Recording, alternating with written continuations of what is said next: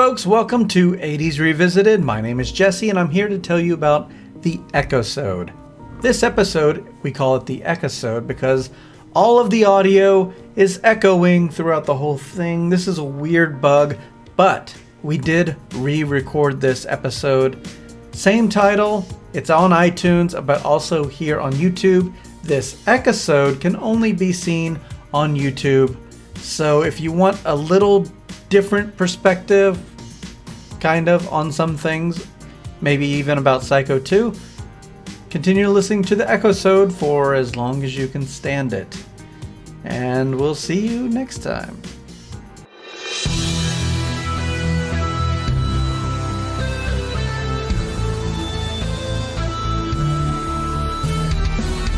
This is 80s Revisited.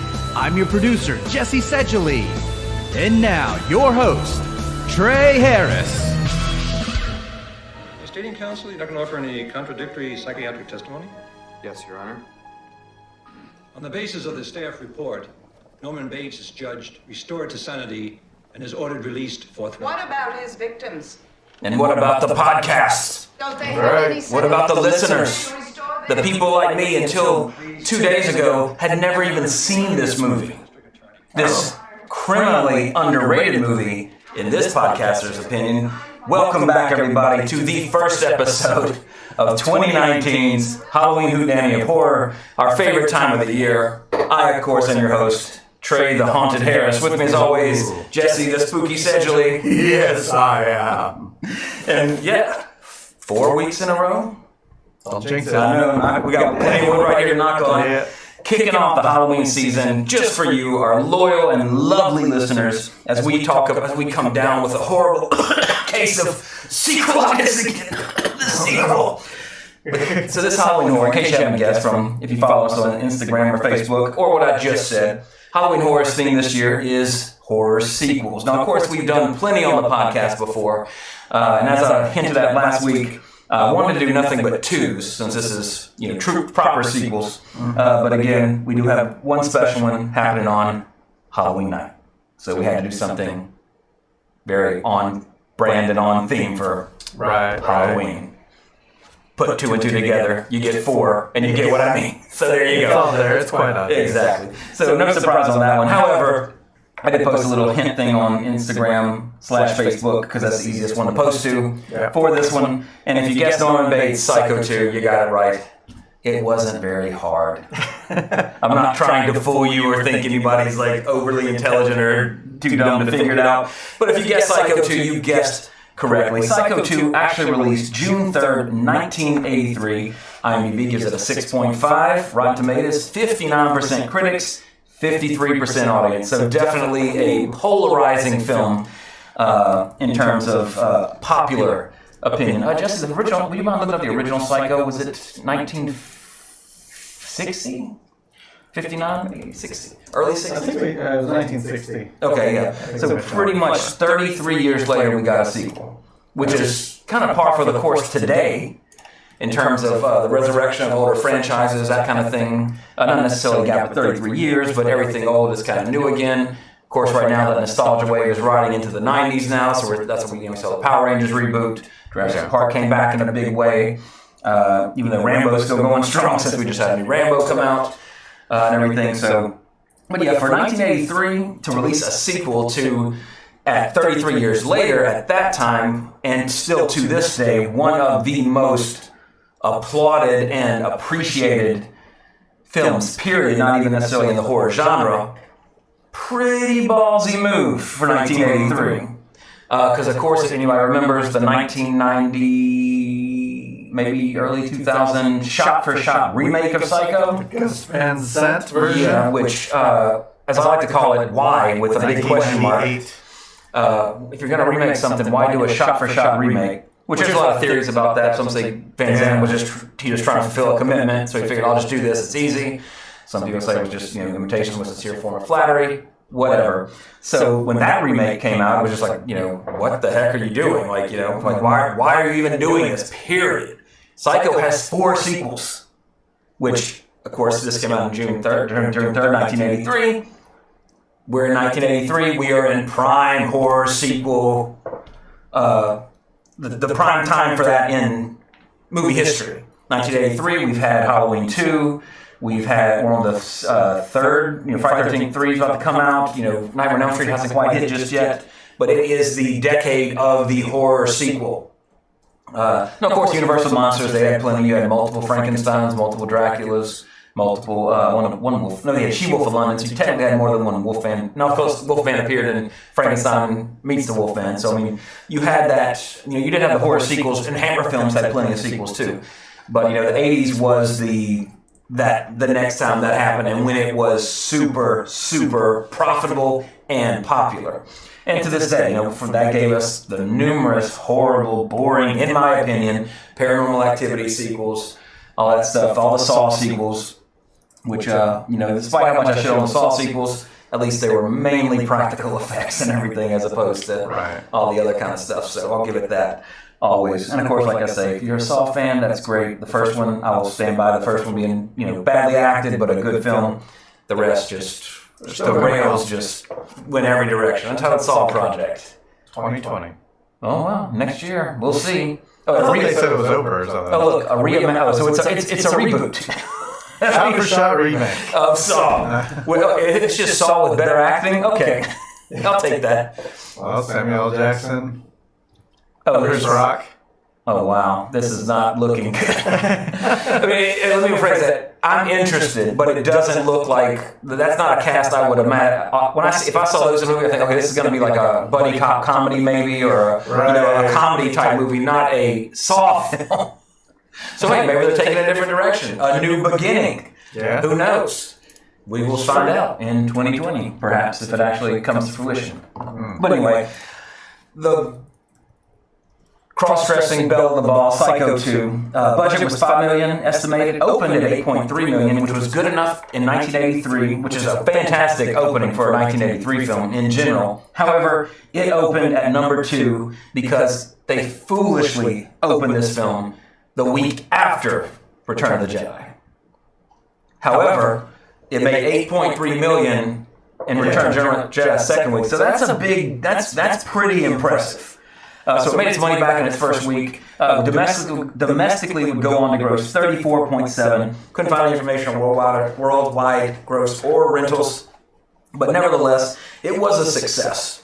And it kicked off. It led to another theatrical sequel in Psycho 3, and then Psycho 4 was, I didn't know this because I always saw it on VHS at the video store back in the day. That was actually a direct-to-TV sequel.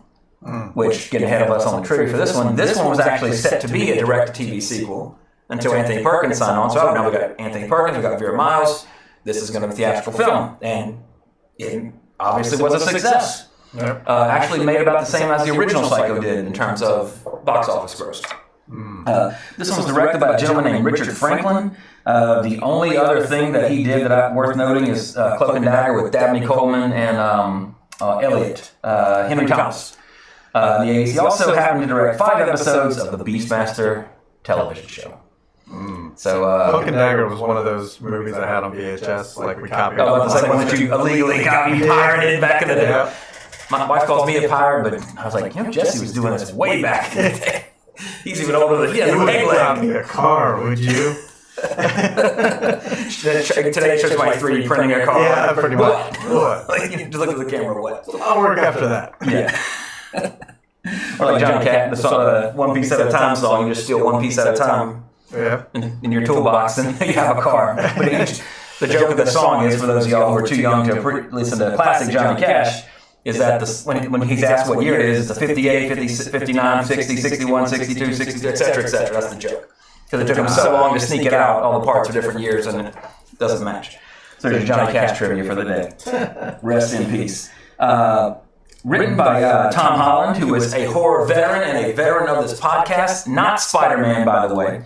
However, he also wrote Fright Night and Child's Play and Thinner, the Stephen King adaptation, and he directed the original Child's Play as well. So he's multi-talented, much like, I forget the name of the gentleman last week that we talked about on whatever last week's movie was, Day of the Dead, the cinematographer, I believe, that also was a writer and director and had done actually a good bit of stuff. And speaking of cinematography, and I'll be honest, Psycho 2, aside from honestly the director, all-star cast and lineup for this. Mick Gornick, yeah. That's it. Michael Gornick. But anyway, this film had so much going for it. We'll get on that a little more. But the cinematographer, arguably one of the greatest of all time in a Mr. Dean Cundy. If that name sounds familiar, as it should to any horror film fan. Cinematographer for Halloween 1, Halloween 2. And then if you ever had the VHS, the Blockbuster $5 VHS copy of the original Halloween, if you had that copy on the back, it had a little exclamation spiked balloon saying cinematography was done by Dean Cundy, who later would go on to shoot real monsters in Jurassic Park. He's also the cinematographer for Jurassic Park. So he knows his shit. Yeah. He is an amazing cinematographer, in my opinion, one of the best ever. The thing about Dean Cundy is that when something takes place at night, it's believable that it is night. It's not it's still, obviously there's a light here, there's a light there. I think personally, in my personal opinion, he is masterful at that. Also, the cinematography Back to the Future, Big Trouble in Little China, Project X, Who Framed Roger Rabbit. The man is a legend. Absolute legend. If somebody said, Trey, you can pick your dream production crew and cast for whatever movie you want to make, my cinematographer would be Dean Cundy. Oh, absolutely.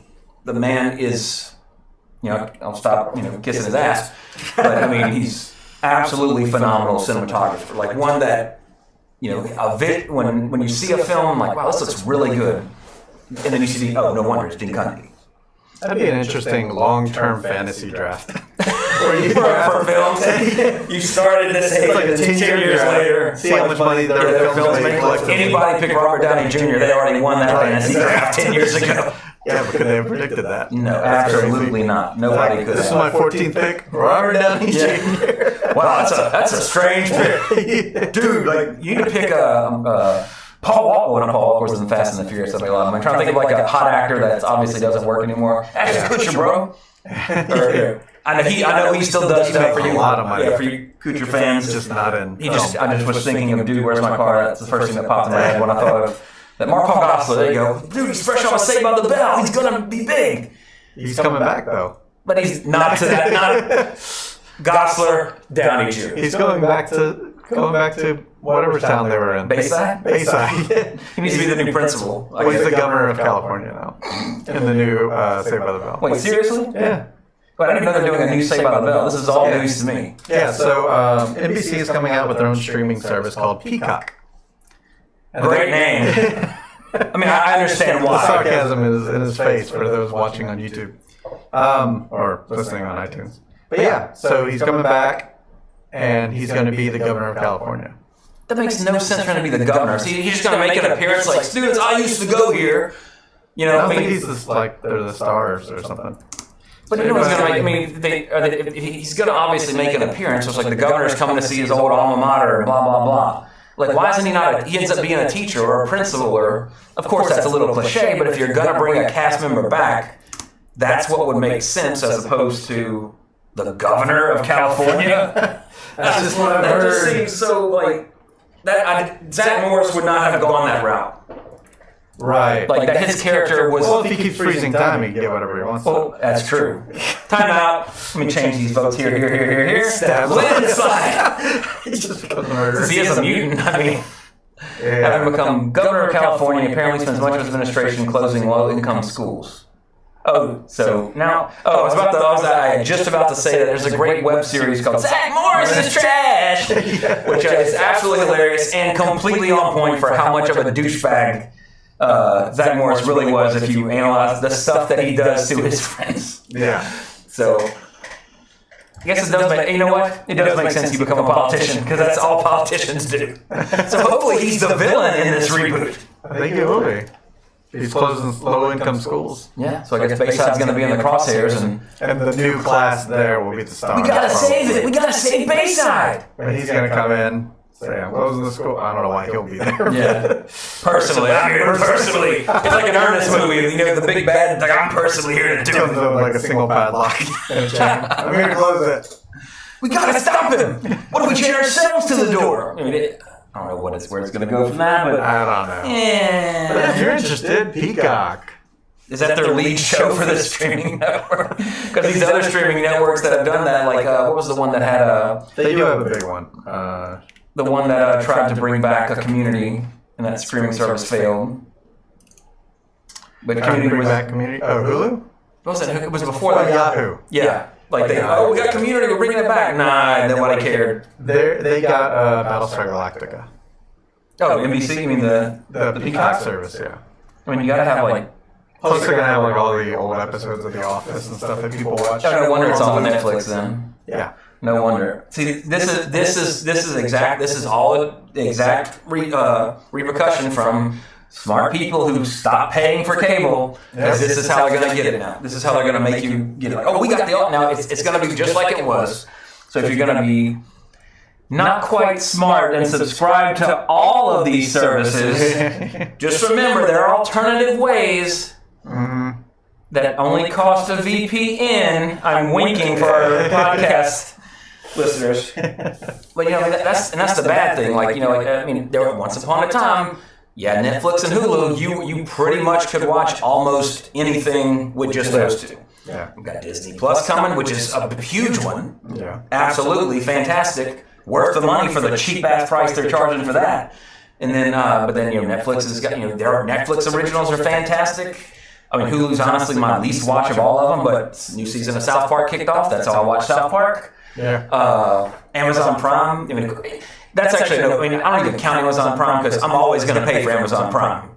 For Amazon, not necessarily just for the streaming service, is just bonus, in my opinion, because I'm paying for Prime shipping and everything else.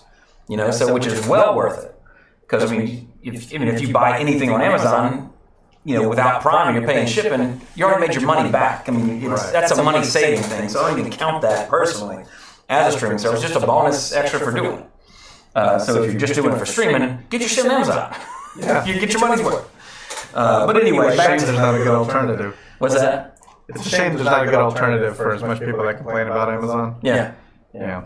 Until they get an alternative, until eBay steps it up or something, or it would have to be a really big company to compete, but yeah, I mean, even eBay can't compete. I guess eBay was before Amazon. Yeah, but they have the stigma of being the we sell old crap. Yeah, kind of like YouTube's having trouble breaking into the live game, even though we're live on YouTube right now. But they're having trouble breaking into it because Twitch is the live stream service. Yeah, but that's what the youngins are doing. Yeah, and same the other way around, where Twitch can never break into we just show people's videos service because YouTube took it. So we're gonna have that. Now we instead of having a TV with one subscription service where you have channels to watch what you want, now you have channels that each one requires.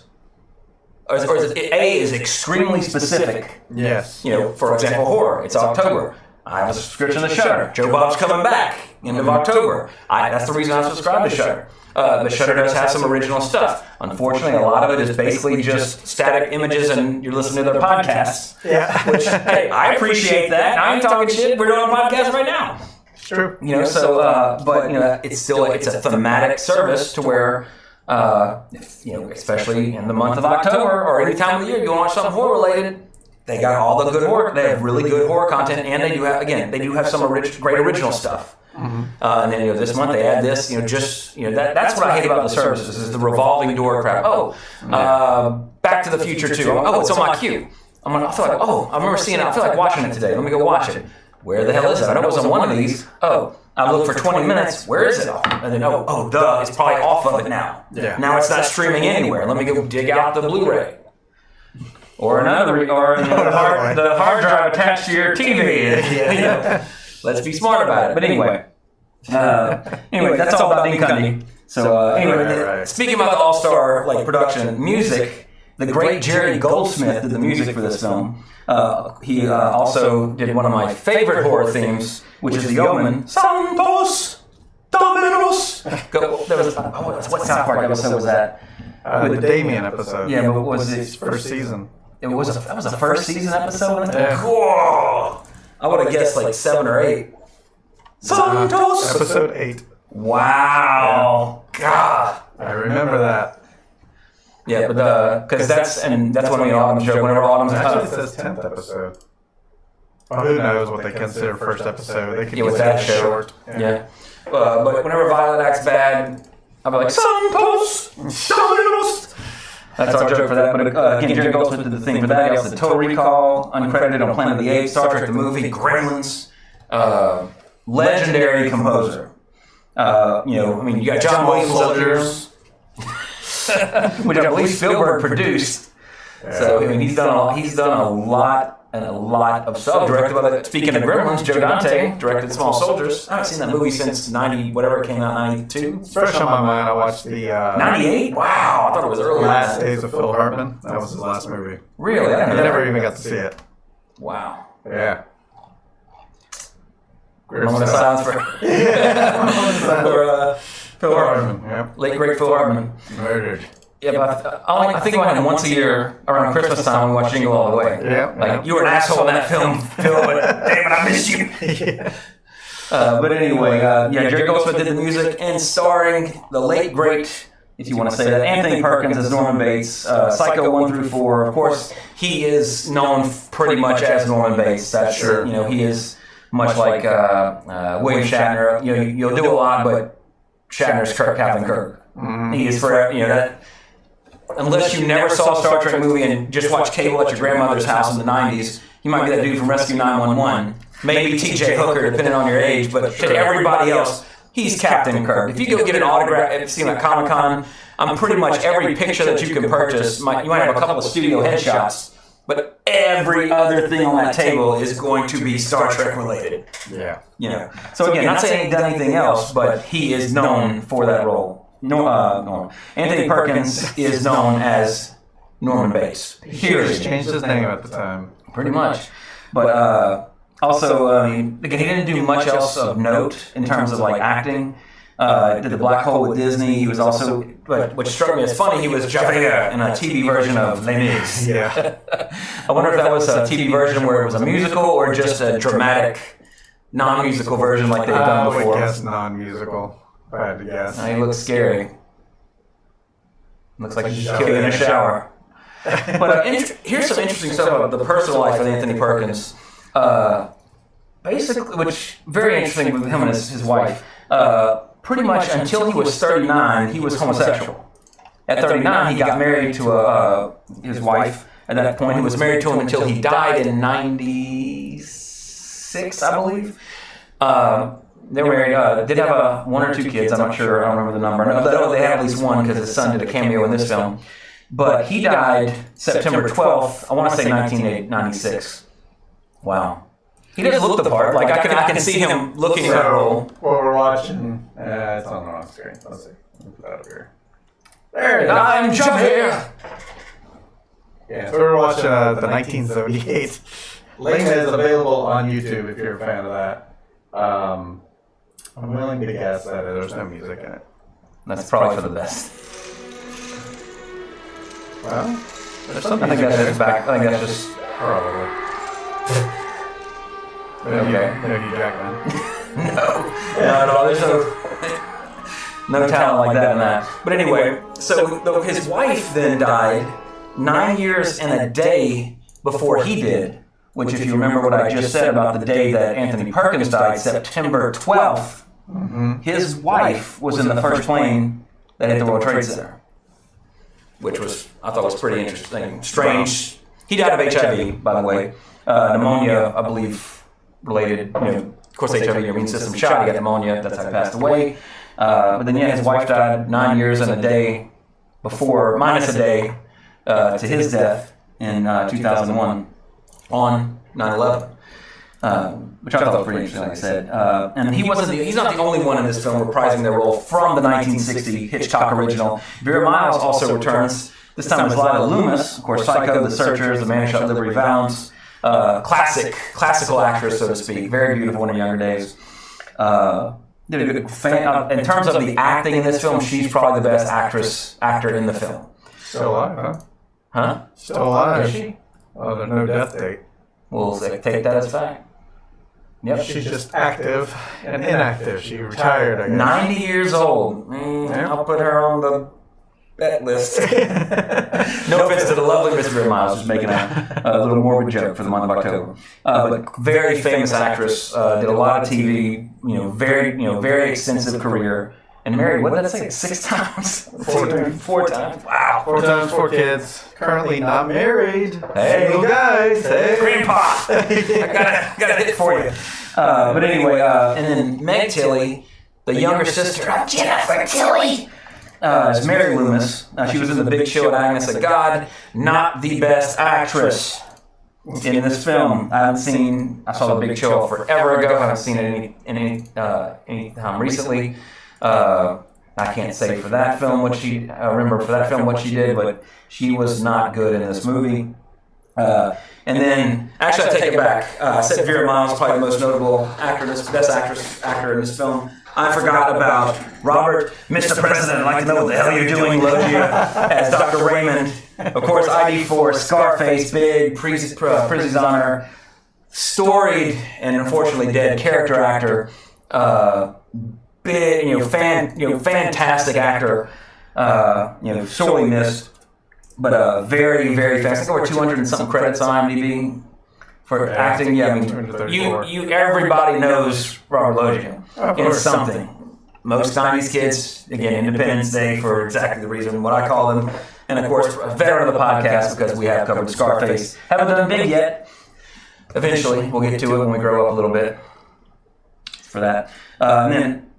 Out of nowhere, Dennis Franz appears in this film as Toomey. Of course, butt naked in a couple of episodes of NYPD Blue, Die Hard 2, and again naked again in City of Angels. Likes to show his ass. Loves to get naked. Loves to show his butt. City of Angels is also a remake of the classic Wim Wenders film, Wings of Desire, I believe. Which the only reason I know that is because I watched that in, not film school, but we had an audiovisual class at LSU before they actually had a film program back in the day, because that's how old I am. And our teacher, it was one of the assigned films to watch. It was an interesting film, great film with Peter Falk. But City of Angels is actually a remake of that film. He must have made a boatload of money on NYPD Blue. 261 episodes and he hasn't done anything since. What series? Wow, that's actually shocking to me. That he hasn't done anything since then. Yeah, he's okay, I'm done. I got enough money. I don't blame him. Yeah. I don't blame him, but Dennis Franz is a pretty good actor. Yeah, well, he's probably, looking for retirement rather than looking for fame. Yeah. I think that's a smart thing to do. Gene Hackman did it. Would love to see Gene Hackman in another movie before he passes away. I mean, he's getting up there in age too, so. Yeah. Every time I watch Poseidon, I'm like, God, just one more, Gene. Give us one more movie. When like Sean Connery too. I mean, unfortunately, anytime I see a picture of Sean Connery pop up on social media, my heart immediately drops because he's an old guy. Yeah. It's one of those. He literally pretty much said he retired. Yeah. Well, I mean, again, good for him. Because most people think, oh, he's probably dead. Yeah, I mean, he hasn't seen him, so he's going to be one of those when it does happen. Like, I thought he died a long time ago. Yeah. But I was absolutely shocked when he popped up in this film. In fact, it was when I was like, wait a second. Pause, rewind. That is Dennis Franz. And he looks exactly the same in this film as he does, like, wherever his 2005 interview. Or whatever it was. Yeah. He has not changed. Same mustache, same hairline, everything. But again, a fantastic actor. Hugh Gillen was Sheriff Hunt, veteran of the podcast, because he also played the sheriff in one of my absolute favorite Halloween films, Elvira, Mistress of the Dark. And he was also in Back to the Future 3, and he reprised his role in Psycho 3. What year did Psycho 3 come out? Psycho 3 was 86. Okay, well, it's a contender for sequelitis, the triple, or not quadruple, triple would be the correct term. So the third diagnosis, to use a horror kind of tagline on there. But yeah, decent actor in this. Claudia Breyer, rounding out the cast, was the mysterious Emma Spool. She was also in Bonanza and Hill Street Blues, character actress, big lot of TV, that kind of thing. So. Now, bottom line about this film, do not look her up on IMDb, by the way. You will get a spoiler for this at the end of this movie. Absolute spoiler for the end of this movie.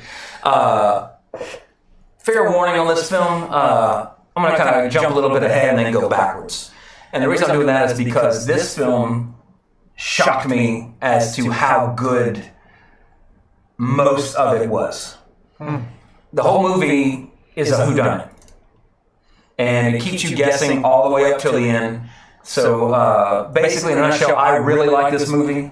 I think it could have. I think all the pieces were there had they had a better director, and some of the cast was a little bit getting rid of Meg Tilly. Anthony Perkins is he's not a bad actor, but it's just like I can tell he's kind of chewing a little bit of the scenery with this. Yeah. To where if you compare his performance of Norman in the first one to this one, the first one was just so like quiet to where the twist in the original Psycho, spoiler alert, he's the mother's dead, he killed her, he's the psycho in the titular Psycho.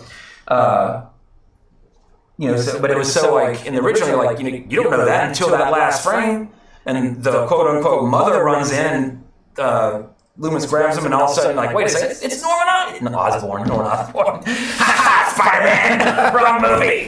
Well, the phone runs in, which he was also in Dragon and Moondog Saints, so you could actually splice those movies together and make a mashup. But anyway, so.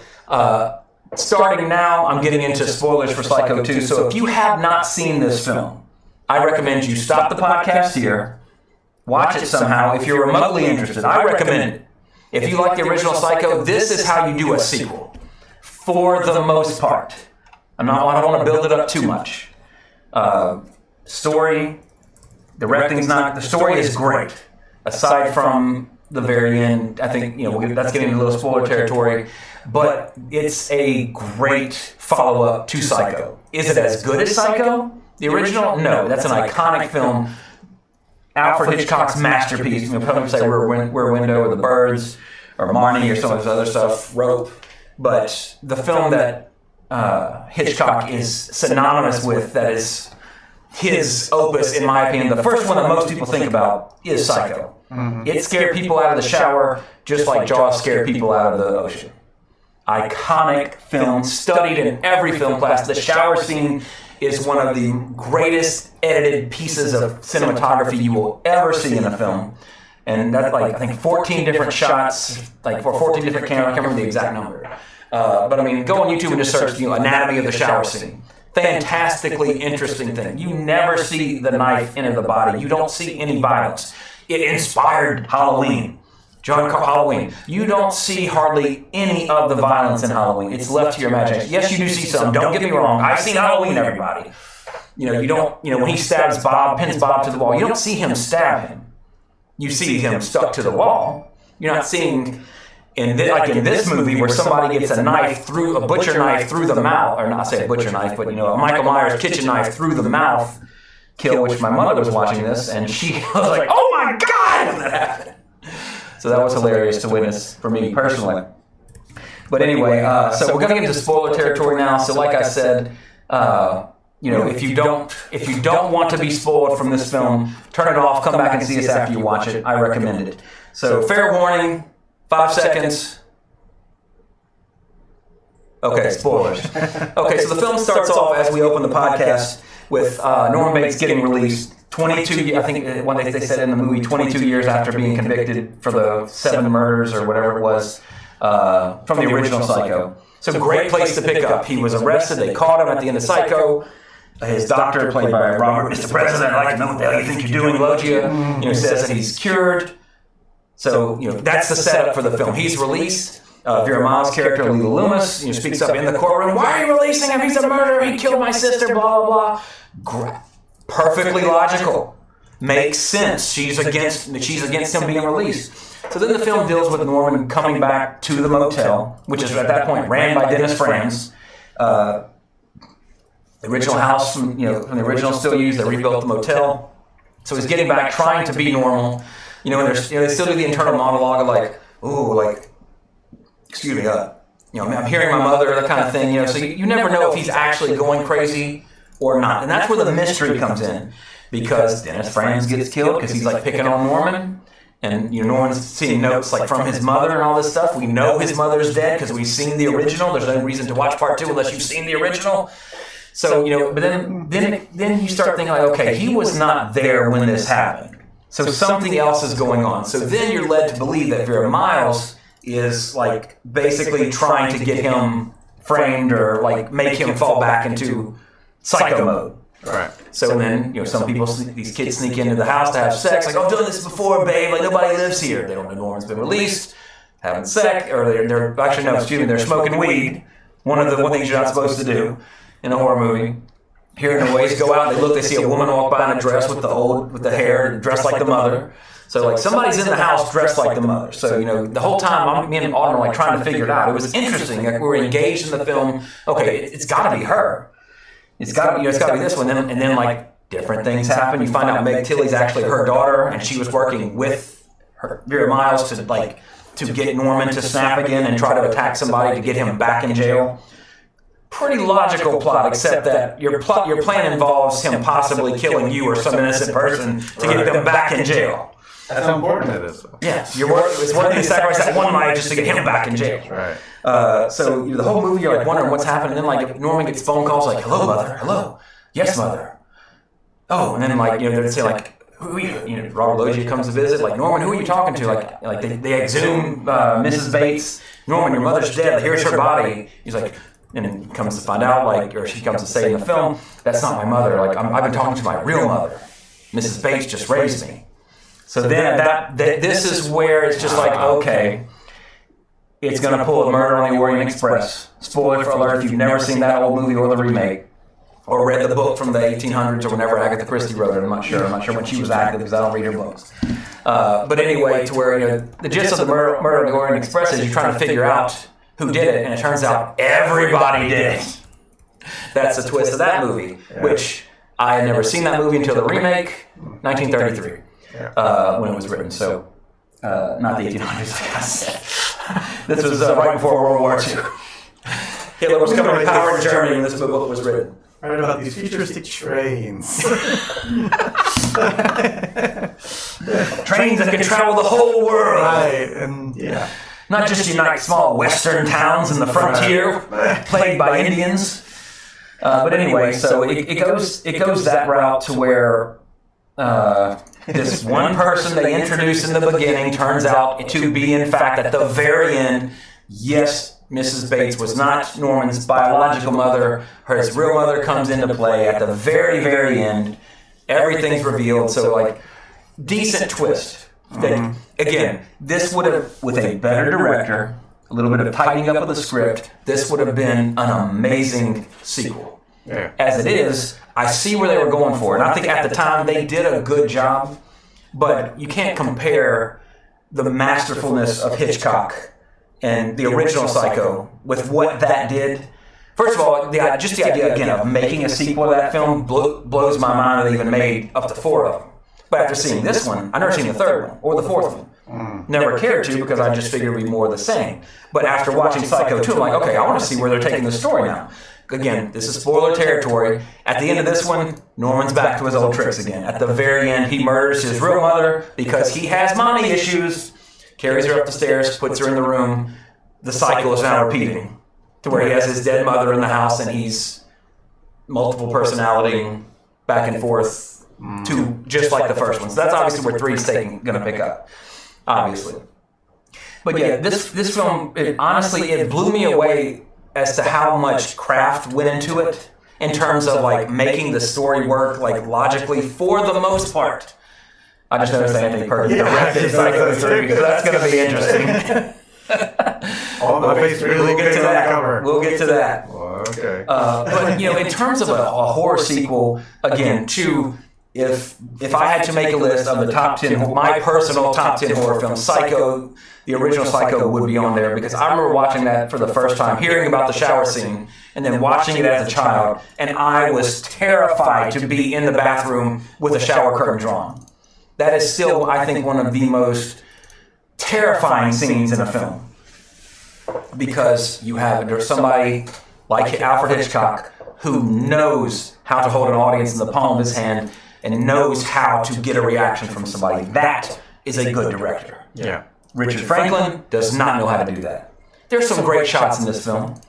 There's some great moments. Don't get me wrong. I'm not trashing on him, but he's a student of Hitchcock. He met Hitchcock, which then also leaves me like, you could have done a little bit better. And again, and the fact that he made it anyway and it turned out like it did is still again, that's praiseworthy for him because, again, you're following up Psycho.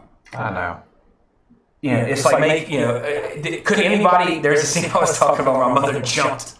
We'd already talked about spoilers, so you can show it if you want to, where the knife went through the.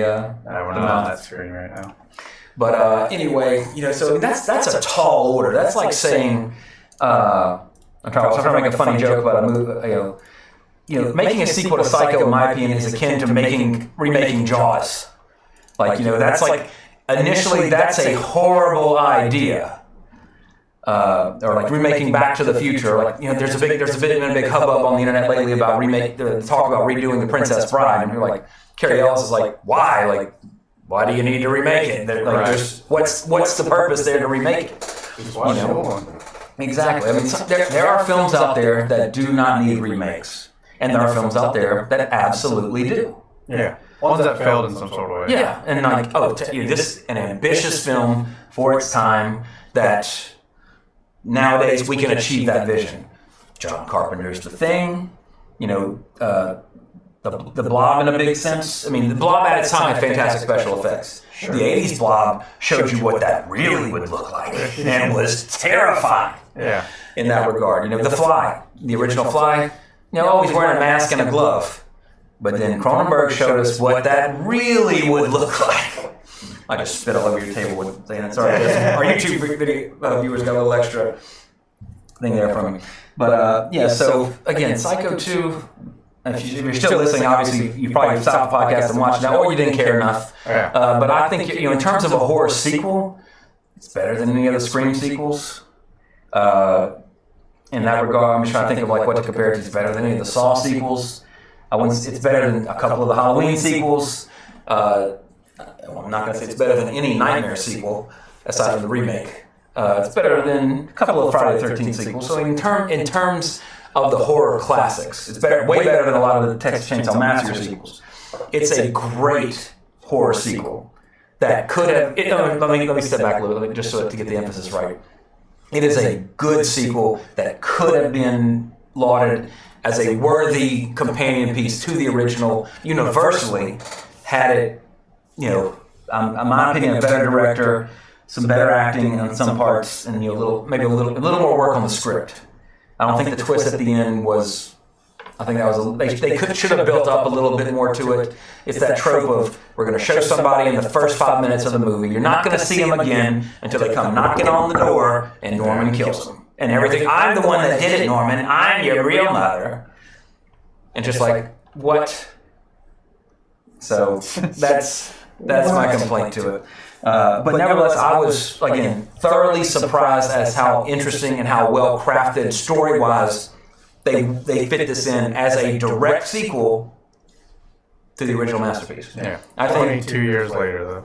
I mean, honestly, comparatively, Halloween 2018 did the same thing from Halloween 1 to Halloween 2018, which that one, like I talked about whenever it came out on the podcast, same kind of thing. It was fantastic. It was good, but it could have been so much better with, let's take out this little unnecessary element, let's fine-tune this a little bit. You got a solid movie. Yeah. You got good bookends here, but now they're doing Halloween Kills and Halloween Ends, which I'm all on board for. Make as many Halloween sequels, Friday the 13th, Nightmare on Elm Street sequels as you want. Good or bad, I will be there. I don't need a remake of them. Let Rob Zombie do Halloween 8. It doesn't have to be, Rob Zombie's Halloween. Like his Halloween 2, it could have been a canonical Halloween following whatever. He could have done whatever he wanted, and I probably would have looked at it in a better light, because the first one had such a bad taste in my mouth. To his defense on Halloween 2, his Halloween 2, at least he did something different with it. He tried to step away from it and do something completely different, which didn't work for me. Again, mainly stained by his first one. But that was what it was. So, but this Psycho 2 is a great example of how to make a worthy follow-up to an original property without doing a shot-for-shot remake. Bottom line. Yeah. So, but anyway, score-wise, actually, I need to do that last. But score-wise, I give it a 7.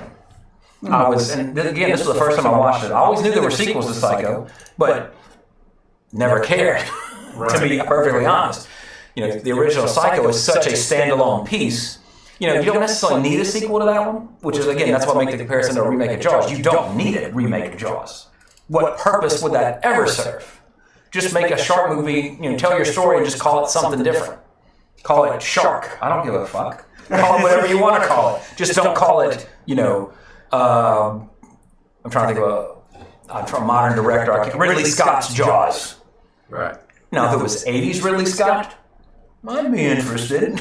I'm not going to lie. A modern Ridley Scott movie, I don't give a crap because Sir Ridley, you've let me down too many times with your recent movies. Step away from Alien. It's not yours anymore. Let Neil Blomkamp have his shot like everybody wanted so bad, and you screwed that up and screwed us over, you old bastard. Let it go. Move on to other things. Such a disappointment. There was he was my absolute bar none favorite director for so long. What? They're all dead, except Jimon Housen. That's right. Gladiator 2 announced. What the fuck is this? No actors associated with it, but no. Oh my God! Make something different. Jesus. He's credited as director, too. Oh, God. Wow. Now go to Last Duel. Is that a sequel to his film Duel? Oh, no, I'm thinking of, never mind, my bad. I'm thinking of Steven Spielberg. Written by Ben Affleck and Matt Damon. Oh, well, I'm interested. Yeah. No, we have Golden Knights. Is it medieval? Yeah, King Charles Knight settles to a squire by challenging him to a duel. What was it? He had a film with Harvey Keitel. I forget the name of it. Go back to his history. That's the one I was thinking it might be a sequel to. I can't remember the name of it, though. I thought it was Duelist. Okay, I was close. Yeah, that's what he did right before Alien. Fantastic early Ridley Scott film in 1977, so won't be covered on here. If you want to see Harvey Keitel do a foreign accent, an actor that should never be cast as anything but an American. Love him to death. But go watch Last Temptation of Christ, where he's trying to lose his accent. Doesn't work. Still did a great Judas, though. But again, Martin Scorsese did Last Temptation, so it's Martin Scorsese. He can do it, it's the gangster version of Jesus. Not really, I'm making a joke. We'll probably want to Willem Dafoe's best roles. And cover on podcast earlier, so go check that out. But yeah, there was a lot of interesting trivia on this film, because again, this is a film, imagine 1983, 33 years after Psycho, all of a sudden, 22 or 3 years after Psycho, all of a sudden, Psycho 2, what the hell? And of course, no internet at that time. You're just getting, trailers, and you might read Premiere, whatever magazine was out at the time that was, for where you get your Hollywood news. Fangoria, maybe probably would have a big thing about it, I imagine. So, out of nowhere, the sequel comes out, and like we said, box office wise, for a horror film, and much less a sequel to one of the greatest, did pretty well. And one thing to keep in mind, too, when I mentioned like the IMDb and the Rotten Tomatoes score, a lot of those, and if you go to Psycho now, I was trying to find like actual reviews of Psycho when it came out. Because some of the stuff I was looking at in my research, the original Psycho was not praised when it came out. It was too violent, too shocking. This is trash. Because you have, Psycho was arguably the first slasher film. You have a person a transvestite murdering people. So you have counterculture plus murder equals all this other stuff in 1960. Now, of course, the 80s, you had the Satanic Panic and like parental advisory stickers wanting to be put on records and all this kind of stuff, how film had gotten out of control. Similar to what you're seeing today with some things in some regards. We just can't get past it. Trump blaming video games for the violence. It's already been proven it ain't true, bro. Grow the hell up. You grow up, Trump. Politics aside, he's wrong on that no matter if you voted for him or not. The science proves it, and science is, science beats Trump. It beats Biden, it beats everybody, because science is the best thing to go by right now. But anyway, I thought this was really hilarious. But Meg Tilly was not, as a child, was not allowed to watch like horror films and all that. Like a lot of kids are not usually allowed to do that at a young age. So she had no clue about the original Psycho or its significance. Now, of course, in 1983, this is the rebirth of horror. This is the Silver Age of horror. You had the Golden Age, Universal, Monsters, Psycho. Then you had the Silver Age, This is I guess the mod. I don't want to say the mod. I'd say I guess the Silver Age would be a better way to put it. Not to discount the '70s hammer horror. I'd still put that in the Golden Age. If I'm not a technical person here. I'm just giving examples. So you have the Silver Age of horror, the rebirth of horror, the resurgence, the resurrection of with Jason Voorhees, Michael Myers. The slasher was king in the '80s, and sci-fi horror with The Thing, The Blob, that kind of stuff. The Fly. Horror was huge in the '80s. That's why it's lauded and looked back at with so much reverence. Especially, today in modern films, always there's references. Rob Zombie, as much as I trash on a lot of his stuff, because he writes and directs his own stuff, he should just direct it, as I mentioned before. But he has reverence. He casts Dee Wallace in Lords of Salem, and he brings back those old actors from those classic horror actors into his movies. So we're in the Silver Age of horror here, with where the slasher is king, and Psycho coming out. So, but Meg Tilly, she didn't know what the hell was up with Psycho, and she got mad that Anthony Perkins was getting all the press for Psycho 2. Justifiably so, because the man's returning to one of those iconic roles in film history. Everybody knows Norman Bates, and whether you've seen Psycho or not, that how many times has that been parodied? I ain't got enough fingers and toes. You don't have enough. There aren't enough in this room to count how many times that's been parodied. Police Academy, I think 3 did it with Bobcat Goldthwait from the shower brushing his teeth, holding the thing, the toothpaste tube at an angle where it looked like a knife when the dude with glasses was in the shower. It's parodied. Everything has. Almost anything that does a parody has parodied the shower scene. Wayne's World, that's what I was thinking of. Garth with the donut. The jelly donut. Oh no, Mr. Jelly Donut, no! It's probably it has to be one of the most parodied or referenced things of all time. Yeah. Because it's so old. But again, it's one of those things, even if you haven't seen The Omen and you hear Dominoes, you've heard that South Park. What's that from? Same thing with the Halloween thing. Whether you've seen Halloween or not, people, I'll be in, especially this time of year, I'll be somewhere else and somebody's phone will go off. And it's the Halloween thing, like, oh, Halloween fan, like, oh no, like that's just creepy. I like it. And then I immediately lose all respect for that person. So it's iconic. But again, I think he was a little sheltered, as many people were. So Anthony Perkins overheard her saying to somebody else, like, why is Tony getting all this publicity? Like, why aren't they interviewing me? Well, he took offense to that and actually tried to get her kicked off the movie. Wow. Because he got pissed off at her and he didn't talk to her anymore. So. He's dead now, but grow up, Tony. Can't. And I think tangent time. We need a little tangent alert. Like tangent alert. People calm down when somebody says something that's ignorant. There's a difference between stupidity and ignorance. Ignorance is a good thing. Yeah. Because that means if you're ignorant on something, you don't know. Don't chastise somebody for being ignorant. Now, stupidity, if you're fucking stupid, then you need to be caught out on stupidity. Let me give you Trump. I didn't vote for him. I didn't vote for Hillary either. I voted for Jill Stein. I voted independent every time because I think that's how we'll get progress in this country, off my little tiny soapbox of politics. But now that totally threw me off what I was about to say. But, a lot of stuff he says is not ignorant. It's stupidity. Now, when you talk to somebody on politics, usually, unless, we have the power in our palm of our hands to fact check anything in a discussion with anybody. Yeah. Jesse does it live on the air on YouTube, and while we're podcasting right now, I'm like, I think it came out and behind the curtain, if you hear me, like, I think it came out, and I want to say I'm watching the screen waiting for Jesse to put it up so I can look intelligent, more intelligent than I actually am. But my point is that, if you're ignorant on something, I love talking to ignorant people because then you're teaching somebody something. They're learning something. That is a good thing. Mm-hmm. I'm going to teach somebody something with a letter that we got later, an email that we got later, in my opinion. We'll get to that later at the end of the podcast. But don't be upset. Bottom line, getting back to Psycho 2. I don't think you people in general should get upset at ignorance. Get upset at stupidity. And the more, that's what. The more you know. Yeah. Hey guys, the break in G.I. Joe, like, hey guys, it's Trey from the Aliens Revisited podcast, which is coming out in the future. Yeah. The more you know. But yeah, anyway, so just recognize when someone's being ignorant or stupid and act appropriately, people, to make the world a more intelligent and better place. Call out stupidity, educate ignorance. There you go. Put that on a fucking t-shirt. I'll actually...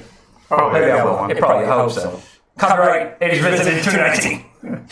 But anyway, producer Hillary Green originally wanted Jamie Lee Curtis to appear in the movie, which would have been fantastic because somebody said it. Jamie Lee Curtis is Janet Leigh's daughter. Janet Leigh was murdered in the shower in Psycho, which is pretty much why John Carpenter wanted her for, well, one of the reasons, not just the only reason. That's the only reason. Yeah, I don't care if she can act the one in this film as he takes more smokes on a city. No, but I mean, Jamie Lee, fantastic actress, deservedly so, proved it in Halloween, her first film, starring film, I should say. But that was an extra bonus. Carpenter says, like, it was great having Jamie Lee, the daughter of Janet Leigh, from Psycho, one of the inspirations of Halloween, in his film.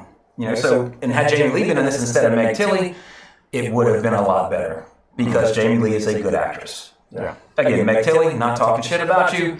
This is the only thing that I can remember seeing you in, and based on your performance in this film, I prefer your sister. that's my Jennifer Tilly impression. I think that's one of the few that I can actually do decent. I can't do a walk-in. But Jennifer Tilly's just so easy. That raspy voice. Go watch Pride Chucky if you haven't seen it. Yeah. It's great in it. But anyway, I think that would have been better, and that's great in a way because you have Janet Leigh in Psycho, Jamie Lee Curtis in Halloween, and then Psycho 2 comes out and brings Jamie Lee back to that role. It's kind of poetic in a way. And of course, Janet Leigh in H2O was the secretary and gets in the same car. For 90s Revisited, spoiler, gets in the same car that typo car, which was the exact same car, but the same car that she drove in Psycho. So that was a reference in H2O tying that together. And I think that was actually her last on-screen role, which that was very poetic for Janet Leigh. Yeah. Last role was acting with her daughter in the series that her daughter made famous by her daughter, referencing the thing that she's known for. Much like Anthony, Janet Leigh did a lot of stuff, but if somebody says name a movie that Janet Leigh was in, it's gonna be Psycho. Of course. Yeah. That's, she did a ton of stuff, 84 credits, a lot of classic movies, a lot of TV, but she is murdered in Psycho. That's what she is known for. And I take it. Oh, I'm the victim in probably the most famous 10, 20 seconds of film? Absolutely. Absolutely. You can see Jamie Lee in that picture too. Like, yep. Yeah. That famous picture of Janet Leigh. There it is. Right before, one of the first edit of 27 or however many it is in that shower scene. Absolutely phenomenal scene. But I mentioned earlier about Anthony Perkins' son. When they do the flashback and it shows the young Norman Bates reflection of the doorknob, that's Anthony Perkins' son, Oz Perkins. Hey, you can name your kid whatever you want. It don't matter if I think that's a silly name. Doesn't matter at all. OZ. But anyway, the original house set was used, but the motel was reconstructed. In fact, if you go to Universal Studios Hollywood today, the train tour, you will pass by the Bates Motel. The Psycho House is the original one, still there. Thankfully, they have not torn it down. There was a big, there's an internet group, much like they had for, say, Bruce the Shark, which I mentioned before, Junkyard Bruce, which is now going to be in the Academy of Arts and Science Museum. There was a big thing online, Save the Psycho House. Thankfully, they did not demolish it or do anything. It's still there on the back lot, as it should be. One of the most classic visual things in a film. Absolutely. That is absolutely iconic horror house. You can see Nancy's house from Nightmare with the red door. You can see the Myers house. You can see the Junkie house from Texas Chainsaw. The Amityville house is a close second in notoriety. But that also has many real-world complications to it. But the Psycho House on the back lot, when we came around the corner and saw it, I was like, that's why I did the tram tour at Universal. I wanted to see the Psycho House. And thankfully, I got to see it. And they do still have the Bates Motel in front of it. I'm not sure if it's the same one reconstructed for this movie, or if they redid it, later on for something else, or maybe for the TV show Bates Motel. I'm not sure. That's kind of what it looks like today. And when you do the tram tour, an actor comes out like to the car carrying a body and puts it in the trunk. And like, oh no, they do the silly thing like they do on those things. Like, oh, here comes the owner, Mr. Bates. And he walks towards the tram and he reveals he has a butcher knife. So it's like, oh, one of those things. It's funny. It's it's obvious. But again, the whole time I'm just staring at the psycho. I was like, holy shit, I wish I could walk up. I just want to go up there and just get one picture in front of it, please. Absolutely iconic. But it is still there, thankfully for now. And you can go on Google Earth, satellite, look at Universal. The easiest way to find it is look for the Whoville. Whoville from How the Grinch Stole Christmas, the Ron Howard one. Because unfortunately now when you do see the Psycho House, it's still on the hill. But if you look at the Bates Motel, in the background above the Bates Motel, you see the spires of Whoville. Because it's all backlit. And then right after the Psycho, or right before the Psycho House 2, you go through the plane crash scene from War of the Worlds. Which is so anytime you just shoot a plane crash, they see that. Yeah. And then right behind the Psycho House, you can come around, if I remember the order correctly, just search Universal Studios, Hollywood, and then when you go to like the satellite view, you can easily spot Whoville, and you'll see the Psycho House is not too far from it.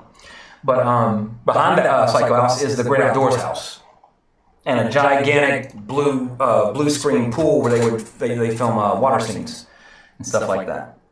Let's see, we're looking at it right now. Just gonna look for the tram tour. Jaws Lake, it'll like kind of look like. Wait, where? Go up. Not to the left. Like it's a good podcasting. This is a bonus for our visual. Yeah, we're not even visual yet. Let me go visual. So y'all can see it, but you can definitely see that on. You can see the Psycho House on Google Earth, or the satellite view, I should say, on Google Maps. Just look for Whoville or the crashed plane, and it's right around in that area. You can kind of see it from space. In that way. Now, a lot of times, like going back to Evil Dead 2, where they have Freddy's glove hanging, Jason Goes to Hell, where they have the Necronomicon, and then Freddy's glove comes up and grabs it, and they're watching Evil Dead and Nightmare on Elm Street, I believe, if I remember correctly. Yep, it's I want to say before that. Monster's House. Look for.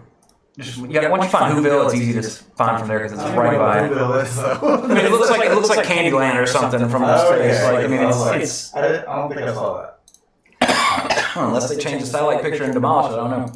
That's how I found it when I was looking for Why it. would they keep that? There's Back to the Future Square. Mm-hmm. Which was also used in this very film when they shot town scenes. They shot they shot the Psycho House. It's right down there. They just moved from the Psycho House. Zoom in on that little area maybe where you have it right there. Look for a plane like the. Yeah, it looks like a bunch of junk.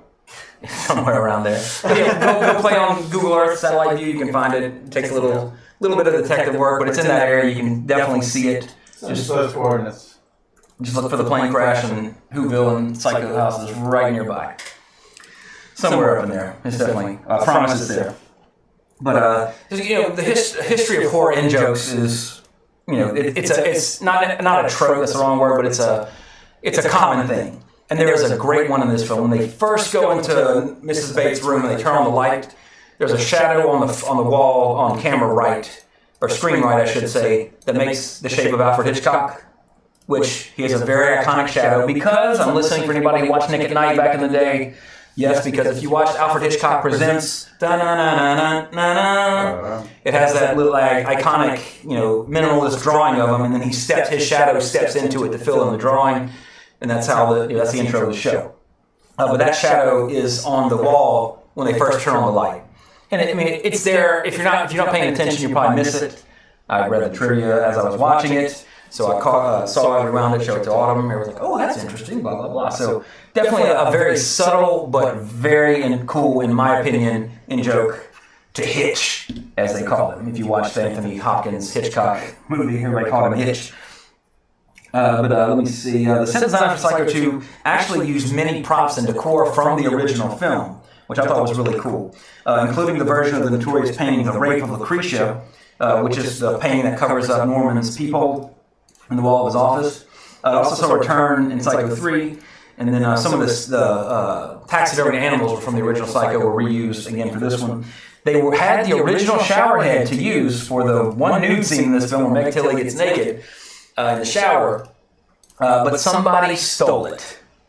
So in somebody's black market collection right now is the showerhead from Psycho sitting in Jeff Bezos' house or somewhere, whoever stole it. Sure. Or it's some punk-ass grip sitting in his trailer, where his actual showerhead is the Psycho showerhead, because I'm just going to take this and use it. If you're a grip, I'm just being sarcastic.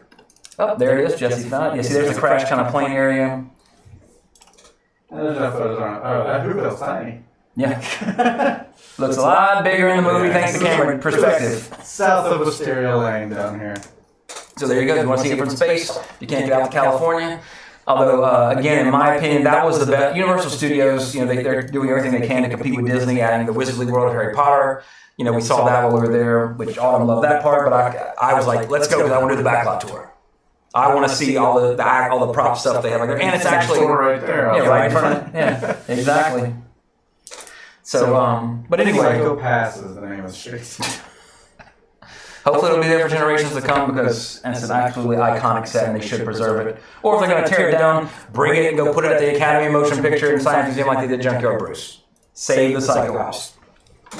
Jerry Goldsmith had actually written a musical theme for Norman Bates that the director rejected, and actually they used that same piece of music over in Twilight Zone, the movie. And I thought this was very interesting. Quentin Tarantino has stated that this is one of his favorite films, and he actually prefers it to the original. Wow. Which I don't. That's is that a hot take? Not necessarily. Because imagine if it's worth mentioning though, for him. I mean, imagine if they did make this movie and this script came across Tarantino's desk and Tarantino made this film. Yeah. Holy shit! Yeah. Now we're talking I'm a Tarantino fanboy. I mean, honestly, name a bad movie that he's made. Nobody said anything because you're correct. I haven't seen Once Upon a Time in Hollywood because I have a small child and I don't like paying for a babysitter. Oh my gosh. Not just that, but again, scheduling and all that. It's been so hard to get to the movies. Theater now. I know. First Tarantino movie I've not seen out of theater since Pulp Fiction. So maybe I find all because of my lovely, beautiful daughter, who, when she listens to this in the future, knows that her daddy loves her. Right. And we'll watch it together many, many times when you're old enough. But anyway, so that just imagine if because Tarantino's done practically every genre but sci-fi or horror. Arguably, you could say that Hateful Eight is a horror movie. In a sense, a thriller for sure. It's basically The Thing without an alien. But one more movie and that's it. Apparently, it's going to be his Star Trek, so he's going to cross sci-fi off the list. Fantastic. Yeah. And an R-rated Tarantino. It's going to be a Star Trek where fucking things are going to happen. And, it's going to be a Tarantino Star Trek, so the dialogue is going to be fantastic. So we'll see how it goes. But I would love for him, because Tarantino had an incredibly Tarantino version of Halloween, a sequel to Halloween 5, where basically Michael Myers and the Man in Black, if you've watched Halloween 5, which we haven't covered on the podcast yet because we haven't done part 4 yet. Wink, wink, wink. But he had a follow-up to Halloween 5 where it involved the Man in Black and Michael Myers basically going on a road trip. I would pay a lot of money to see that movie. Tarantino was in Hollywood, he's been in Hollywood for a long time, working until he got his break. And then, of course, now he does whatever the hell he wants to do. Yeah. So, but I really wish that before he stops, because I said, I'm going to do another film after this because he's not counting towards my 10 or whatever, and whatever, Quentin, just make more movies, please, or at least write them. Stay, if you're not going to direct, hopefully he keeps writing, because I think that's, he's a combination of visuals, writing, and his choice of music is always on point for what he's trying to, if he has that vision. He's a visionary director in the best sense of the term, in my opinion, because I just imagine what he puts on screen is what he sees in his head when he's writing it. Yeah. And I think he's a pure director like that. Rob Zombie can't do that. And again, I want to see Rob Zombie direct something that he doesn't write, doesn't do the of course a director has to do the casting, doesn't cast his wife in as a starring role, and then I think I would be justified in my opinion of that, because I think he is a good director. He's not a good writer, director, producer, soundtrack, etc., etc., etc., etc., etc. So whereas Tarantino, opposite end of the spectrum, he can do all that. Yeah. And he can do all that exceptionally well. Even the worst written Tarantino film is better than anything Rob Zombie's written. To use that comparison. Rob Zombie's like, what? You picking on me? Hey, he's got more money than I'll ever have. He's got more success than I'll ever have. I love the guy. I like the guy. I think his talent is wasted on doing his own stuff. Yeah. I think he would be a lauded director universally if he gets away from his own stuff. Yeah. Because Well, makes him happy, probably. oh hey, there's nothing wrong with that. Yeah. I mean, like I mentioned last week when I was talking about stuff, I'm in that Facebook group with Joe Bob Briggs, and so it's one thing. My personal tangent alert. One of my personal peeves on like in social media groups is people get on kicks like when Sid Haig died. Rest in peace, Sid Haig, by the way. Hey guys, don't know if how many posts did I see that day in the same fucking group saying that Sid Haig was dead? Hey. Take 5 seconds, look at the last post in the group. It's been posted. 7 o'clock that night. The dude's been dead for 24 hours. Hey guys, don't know if you heard Sid Haig died. Yes, we heard. This is a horror group of dedicated horror fans. And thank you, rational people. Like, oh, obviously this group knows it. I'm going to post. Here's my picture from the convention when I met him. What a nice guy. Speaking of to his praises. A lot of in terms of speaking of Rob Zombie movies, he for me was always the highlight of those films. Had House of a Thousand Corpses just been Sid Haig the whole time, like in the beginning, I'd love the movie. Not to say Bill Moseley doesn't do a good job either. I like his character, But I can't stand his body talking like Hollywood the whole time. Yeah. that's my pet peeve. That's one of my biggest pet peeves with that. And also, the dialogue is not good. I can say the word fuck too, as our email will allude to when I get to that. I can say it like a Rob Zombie movie sometimes, and sometimes I say it like, a PG-13 movie. But more on that in a little bit. Let me see. Film was originally, I think I mentioned before, they originally were talking about making this a TV movie, but then once Anthony Perkins came on, like, okay, we kind of got something here, let's make it a theatrical movie. And I'd be willing to say they probably had the director, what was his name? I said Richard Franklin. He might have been signed on already when it was supposed to be a TV movie, because that's what his direction. It seems a little bit TV, if that makes sense. If you watch soap operas and you watch a movie, you know what I'm talking about. There's a difference between. Well, actually, I take it back. In modern TV shows, that line is much more blurred than it was in 1983. Yeah. To where somebody doing TV does a movie. And it's their first movie, you can pretty much tell that this is a TV show that's an hour and a half long. In terms of direction. Like I said, and that's one of my biggest complaints with this film, that the direction is not good. There's some great scenes, like I said, and speaking of fantastic jump scare in this film. There's one where, like, out of nowhere, it's like, now, it's a jump scare, I didn't jump, but it was like, it's one of those, but I'm thinking like the shot's lingering, something's about the hat, there it is. Right. That kind of thing. But nevertheless, it's a good one. But if you've watched it, if you've seen as many horror movies as I have, you've watched more horror movies than hairs on your head, which mine are dropping out by the day. You're numb to it. Yeah, exactly. I don't give a shit. That's what hats are for. No, you're numb to it. Hats are for horror movies. Horror numb to the jump scare. The last time I jumped in a movie, I want to say it's probably Insidious. The first one. Yeah. If something makes me jump, I am instantly like, that was awesome. Because the 80s perfected the art of where is it? Not here. Oh, thank God. Boom, there it is. Yeah. But then the 90s had to copy that and do it. Oh, it's not there. Thank God. Oh, you think it's coming here? Oh, no, it's not. Oh, but it comes there. It's still coming. Yeah. You've got to get it out of no. That's the key now for I think horror veterans like myself, and I am one. Decorated 4-star horror general. So you have Final Destination was a good one, the first one, when she gets hit by the bus. Yeah. Fuck you guys, I'm going home, or whatever the line was, something in that regard. Bang, boom. Holy shit! Out of nowhere. Yep. That's what gets me. But, we're lingering on this, we're lingering. The music, dun, dun, dun, dun. When the music builds up in a monorail, you know it's not going to happen when the music hits. Dun, dun, dun, dun. Oh, thank God it's you, Bill. raptor jumps out, whatever the hell. You know, that's when it happened. That is the trope these days, or that is the norm. Mm-hmm. Like, oh yeah, you know, if people want to talk. I can't think of somebody who said this because I was about to say Eli Roth, but despite him making shit films, in my opinion as well, I love the guy. He knows what he's talking about. Don't care for his films, but he's talented. I appreciate what he's done for the genre. But he was a bad example with it. So, the Marcus Nispel, the guy that redid Texas Chainsaw and Friday the 13th, and he's done some the Platinum Dunes horror director guy. Yeah.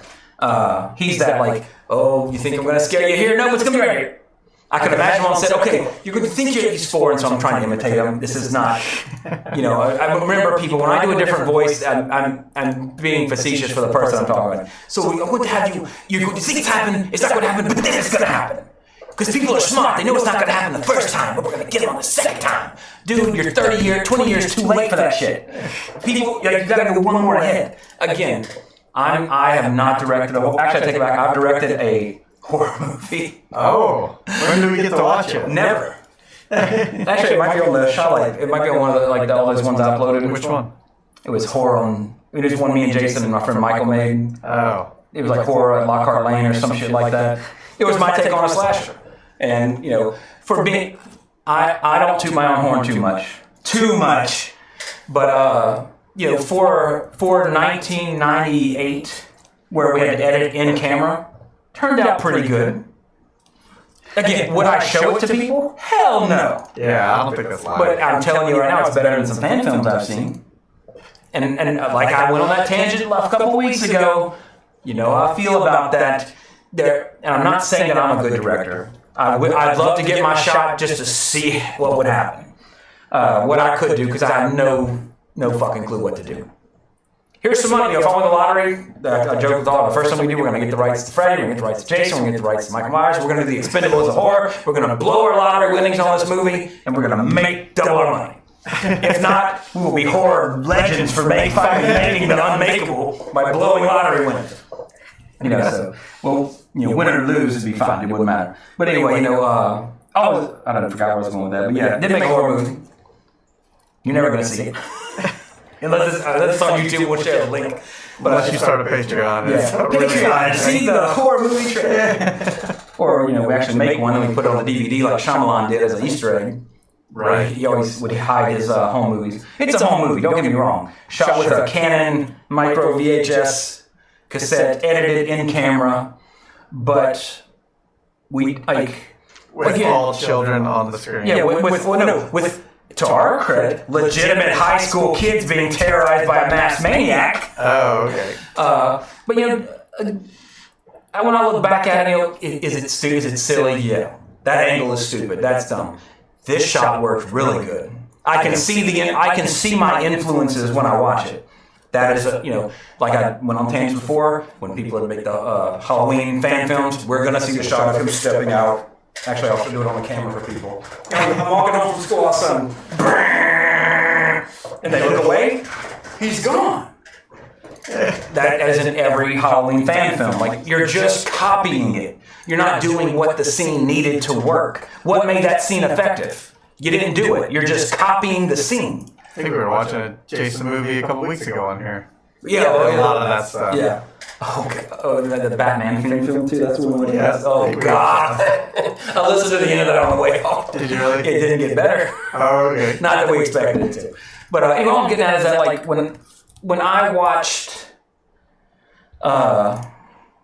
Trey Harris plays for the Braves. No. But anyway, sorry, YouTube viewers were just looking at stuff. Wow. There's a lot of me's out there, and that's none of me. So if you go to YouTube and search Trey Harris, none of those are me. Especially not the anime girl with the midriff showing. Weird. Are you sure about that? Yep. Click. Try Rebecca Drive. I think it's Nightmare on Rebecca Drive, the more I'm thinking about it. Oh. Not Lockhart Lane. We're trying to find. It might be a private on the Shotlight page or whatever we upload all those other films. But anyway, all I'm getting at is that... We've uploaded it in multiple places. Actually, there it is. Oh, you just told everybody how to find it. If you want to watch it, you know, use your head, and you can find it. But when I watched that today, I see, like, okay, that happened because of Halloween. That happened because of Friday the 13th. There's 10 minutes long. Yeah. All edited in camera. That's a long movie for in camera. Had, and one take. Everything was one. Had to do the Saw method. One take, get it right. But when I watch it, like I said, like I can see, like I did this shot because this is reminiscent of Halloween. Is it copying Halloween? No. Watching it, you tell me if it is. Inspired by. Yeah, and that's when you do something. When a fan film does that well, where they capture. That's the thing about horror sequels. When a horror sequel captures the essence of what it is, that makes the difference. That's where you with this film with Psycho 2, that's showing. So being kids in camera though. Yeah, it's pretty good for in camera. That means one takes. Yeah, every time. So what? Or I guess if you wanted to do another take, you had to rewind it and perfectly place it. We didn't. Everything was like, okay, we did this on the fly. Jason looks at the camera right here. Then watch, he's gonna start. When YouTube podcast people, we gotta watch on YouTube. Watch. Jason's about to laugh, so I had to cut the shot. Now watch this. It works. Yep. I'm not saying it's a great no. That's the difference between I don't know. It's not. We don't have any. Actually, we had a piano in the room. So in the end, after Jason's killed, spoiler alert, my friend, he's at the piano doing then we added in camera live musical accompaniment. So that was a bad shot because you shouldn't be looking up at characters. That makes them look threatening. You should look down. Sure. Yeah. That's it. Things you've learned. Exactly. But when in this is 97. We're still in high school, right? Literally still in high school right here. There's no iPhones. It's a tiny little Canon camcorder. The fact that we could manually type in titles like across the screen was like, oh my God, we can do titles, guys, we can do titles. And then I made a joke for our group is we're actually watching in the film one of the films we did earlier. Yeah. So we're ahead of this shit in the late 90s. That's why we talked about this before, and I'm sure a lot of other people have. If we would have had this technology when we were, that age, my God, imagine imagine the creativity that we would have had, or what we could have done with that at that point. I don't know. It's sad, but unfortunately for me at least, and for you and Matt too, we did get into it. I bought a goddamn Canon XL1S after watching 28 Days Later. I'm going to go spend $5,000 I don't have to buy this camera to try to make something. It's crazy. This thing shoots 20 million times better than that thing did. And this thing, actually, I'll turn the light on, the flashlight on by mistake. That was fast. I don't even know how that happened. But, maybe that's a motion you could. Maybe. Trey's struggling. I'm going to turn the camera on, or the light on to help blind his attack. I don't know. But anyway, so bottom line is just but nevertheless, I love watching fan films. To get this shot, we had to actually open the front door and go outside to get the angle up the stairs. And there's one shot here I'm really proud of, where Larry's upstairs, but we had to time it perfectly to where I walk by and then he has to look the second that I pass away. First take, I think it already happened perfectly. When we watched it back, when we watched, we just had to take it for granted because we're editing in camera. Yeah. Okay, did you get the shot? Yeah. We couldn't really rewind. See, now this is a Halloween. This is a direct Halloween shot because there's no practical effects. Right. But theater of the mind. I'm not watching us spit up ketchup because that was our fake blood. Because that's all we had. In fact, I got in trouble with my parents because when Jason gets killed, he gets his throat slit coming up. We poured ketchup all over the ground where he's laying where his throat slit.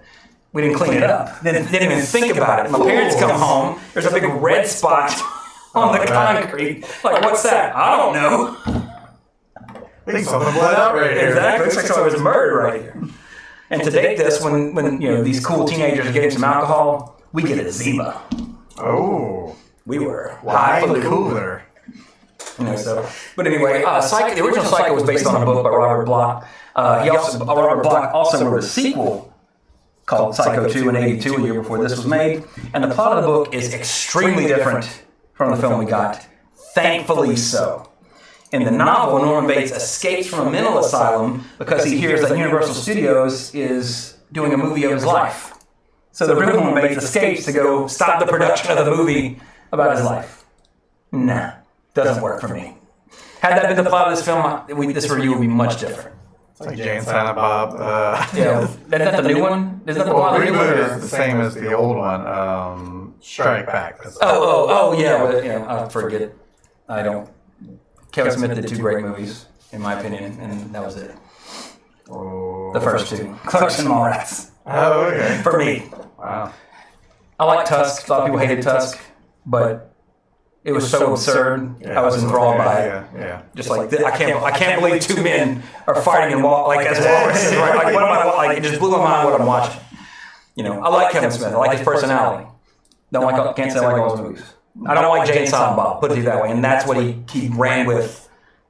It's the moneymaker. Post Chasing Amy, I think, because he was Clerks, Mallrats, Chasing Amy, and then was it Jay and Silent Bob? He did Clerks 2 in there somewhere. Clerks 2 wasn't terrible, but it was just like, hey, remember this joke from Clerks 1?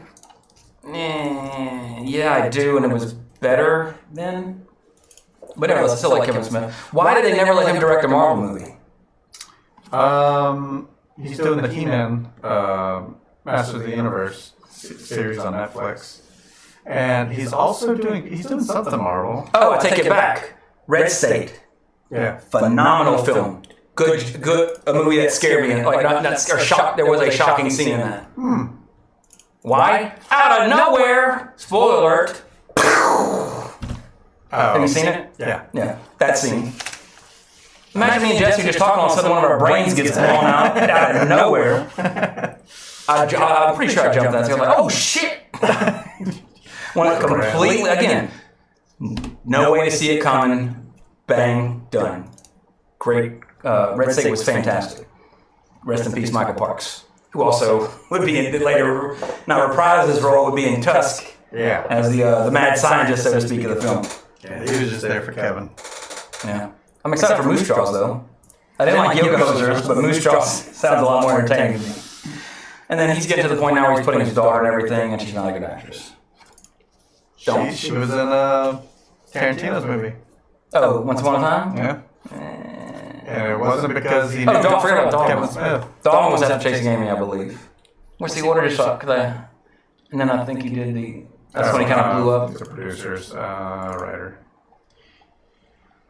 Jersey Girl. There's Chasing Amy. Oh, yeah, the Clerks TV series. And then, yeah. I mean, Dawn wasn't bad. Great performance by Alan Rickman, where he doesn't have a dick and he screams about it on camera, which was pretty disturbing. Like, I don't even have a penis! Alan Rickman screaming was a highlight of my day when I saw that movie. Yeah, but I think he peaked with, Clerks, in terms of writing, he captured anybody that's worked that's exactly how it is. Yeah. Except I wish I worked next door to Randall. So I can talk about movies all day with people. Yeah. But let's see, as I mentioned, talked about that. Oh, and the final, okay, this is a spoiler as well, so if you fast forwarded to this is a spoiler. The last scene of the film in which Norman kills his real mother was not given to the cast and crew until the last day of shooting. Only the director and the writer, Tom Holland, not Spider-Man, knew it was going to happen. Which I love when movies try to do that secrecy. Like with Empire Strikes Back, David Prowse says, I killed your father. Lucas, James Earl Jones, the sound engineer, Ben Burtt, I don't know if Ben Burtt did the sound engineering for the dialogue, only ones that knew. Josh Carr, shout out to you for just joining us on YouTube. That is right, Thursday Night Football. We're competing against it. Yeah. We win. I don't know who's playing. I know it's not the same, so I don't care. None of my fantasy players are playing tonight, so I don't give a shit. You're doing awful in fantasy. I was doing great, and then all the wheels just fell off at the same time. Oh, my wheels fell off a long time ago. Yours didn't have those yet. Right, well, no, I had a great team lined up, and then just injuries. Far as the eye can see. Well, I made the mistake of drafting Antonio Brown, so. No kidding. Dropped him today, finally, because I needed a kicker. Because Gutowski, the Patriots kicker, was on I'm injured going to go pick reserve. him up on the gamble. Do it. My turn. See, my team. Our fantasy league is called Game of Rings. Most of the teams are referencing Game of Thrones. Jesse, one of the exclusions, but you have a legacy to live up to with your fantasy career. So mine is 3 fantasies deep. Goes back that far. Understandable. But my team is the Bad Luck Bronze. I was 2-0. I was like, if I win the next game, I'm going to change my team name to the Bad News Bronze. Didn't happen. We're on week 4 now, or 5 now. So I will say the Bad Luck Bronze. Yeah. Thank you, Antonio Brown. And thank you, Aaron Rodgers, because every time I draft Aaron Rodgers, he's a shitty season. Well, last time he got injured, so that was the last time. Thankfully, I didn't draft Reese. Yeah, I did. Yeah. Fortunately, I had 3 quarterbacks. 2 of them, one got injured, the other one stunk. Like he was supposed to be really good, throwing to OBJ and everyone. Sorry for the moment of fantasy. But yeah. What the hell? Click! Or, excuse me, tap. There are no clicks in podcasting. But yeah, so the body count of this one, Jesse, I know you haven't seen it. I didn't even ask if you saw it. I just assumed you did, and I apologize for that. I usually ask you just in case. Would you like to guess the body count of this film? 4. Close. Price is Right rules, depending on what your opponent said, which you don't have one. You would have won because you didn't go over 6, although it could be argued it was only 5, as the extended scene shows that Mary survived her gunshot wound at the end, which thankfully they didn't leave in the movie, because that would have been stupid. So technically 6, or you could alternatively say 7, because the opening of the film, what do they show? The most iconic scene in film history. They start this film by showing the shower scene. But technically, Jamie Lee died in Psycho, so I wouldn't count that one, so we'll stick with 6. So good job, Jesse. In the real world, this film came out June 3rd, 1983. 10 days later, we love outer space stuff. Pioneer 10 passes the orbit of Neptune, becoming the first man-made object to leave the vicinity of the major planets of the solar system. Although at that time, Pluto was still a planet, so this fact is only now, currently, while Pluto is not considered a planet, which Pluto will always be a planet to me, just like the Brontosaurus will always be a legitimate dinosaur. Because fuck the Apatosaurus. Yeah. Back to the Future, I ain't seen shit since last week, because I've been busy. Aside from horror movies I've already seen before, and us not mentioning, of course, Psycho 2, which we're talking about today. Nothing in the future. Plenty in the future, hopefully. No games, no... Ain't had time. Marvel Ultimate Alliance 3 on the Switch, I think I don't know if I mentioned that before. It sucks. Haven't played much anything of Gears 5 except Horde Mode. Wow. Just playing my phone games that I played for 5 years. Because I have time to, when I put Violet to sleep, I can do this while, like I'm twinkle, twinkle, little star, while I'm singing her to sleep. I can play on my phone. Although they do have the like PlayStation and Xbox now, you can pretty much basically screen mirror while you're playing it. However, I can't play games on my cell phone. I need a controller. So good and I could bring a controller in there and play it, but then at that point, that's a lot of work to see my daughter sleep and then to sneak out, dodging the playing a quiet place, trying to get out of the room with my hands full with a phone and a controller, opening the door quietly, putting the noise reducing thing down, all that kind of fun stuff. So that's not going to happen. So, but definitely as the season goes on, we'll have more stuff to talk about because Joker came out. My friend Larry, who you saw a cameo on this episode visually in my horror film, Nightmare on Rebecca Drive. I believe that was what it was, Nightmare or Horror on Rebecca, something like that. Doesn't matter. It's dumb. But he could have got to see Joker a little early this morning, but I couldn't. Nightmare on Rebecca Drive. Gotcha. But he texted me after he said, "Sir, I have no words." But in a good way. Sure. I was just like, oh shit. So, and I mean, we agree on 90% of the movies. The only one we recently disagreed on was Battle Angel Alita. I thought it was worth watching. He hated it completely. So it's very rare that we disagree on something. So I trust his judgment. When he says you need to watch this film, I'm going to watch it because I trust you. But he said Joker was phenomenal. Trailer looked amazing. Joaquin is the Joker. I would have picked Willem Dafoe, but they need somebody a little bit younger than Crazy Eyes, Crazy Mouth, everything crazy with Willem Dafoe. So hopefully this is the start of something. I don't know. I haven't seen the movie. I don't read all this shit online. But apparently there's a whole bunch of controversy because there's a movie about the Joker that, even though it's been announced for years, it's out now. And people are like, oh, the Joker's going to make people crazier. It's a movie about the villain. Nobody's seen it yet. Well, somewhere in the world people have seen it now because it released today, I believe, at midnight or Thursday night showing. So when it comes to movies, it's normal. I mean, if you honestly look at the Marvel Cinematic Universe, it's pretty much the central villain of the whole thing is Thanos, so technically it's about one man's quest to annihilate first half of every living thing, and then every living thing, and he fails. You know, so technically, I mean, what's the problem here? I don't know. It doesn't matter what movie. Have you seen V for Vendetta? Because that's the vibes I got from the Joker trailer. Everybody's worried about cloning when Jurassic Park came out. Yeah. Oh, shit! I heard this was possible. Oh my God, they cloned a sheep, people. Yeah. And Alex Jones for people next. They're turning the frogs gay. They're gonna clone people. Yeah. What's happening here? Wake up, America! I'm shirtless now for no reason. Did you do that? I don't know. I know there's the whole like YouTube video about him talking about gay frogs, Right. which is hilarious. Go YouTube that. You know, somebody put that to music, Right. and it's pretty damn funny. So Bring back the auto-tune songs. yeah, Auto Tune the News. I think it was that channel that did all the funny ones. But yeah, let's start the Back to the Future segment. You know, before as we progress, because 3 from Hell again, trash on Rob Zombie. I want to see it. That's coming out. It's on limited release in theaters. We know what that means, Rob. Wink, wink. You didn't get a full distributor, but you got Fathom Events to sponsor for a couple of nights. Just picking with you, Rob. Love you to death, man. But so that's coming out to digital in the middle of the month. Ready or Not, really interested. I didn't get a chance to see that in the theater. Heard nothing but good things. The lead actor from that was from the Netflix original The Babysitter, which if you haven't seen, you should watch immediately because it is fantastic. Directed, strange enough, by McGee, which blew my mind. And he's made a lot of shit films, but I like his visual style. So like he did Terminator Salvation, which usually gets a lot of trash. But go watch Genesis. The Babysitter. He didn't do not he did The Babysitter. But the main actress is the lovely, beautiful, second most beautiful woman in the world after my wife, Samara Weaving. Hugo Weaving's niece, I believe. Oh, wow. So, News to me.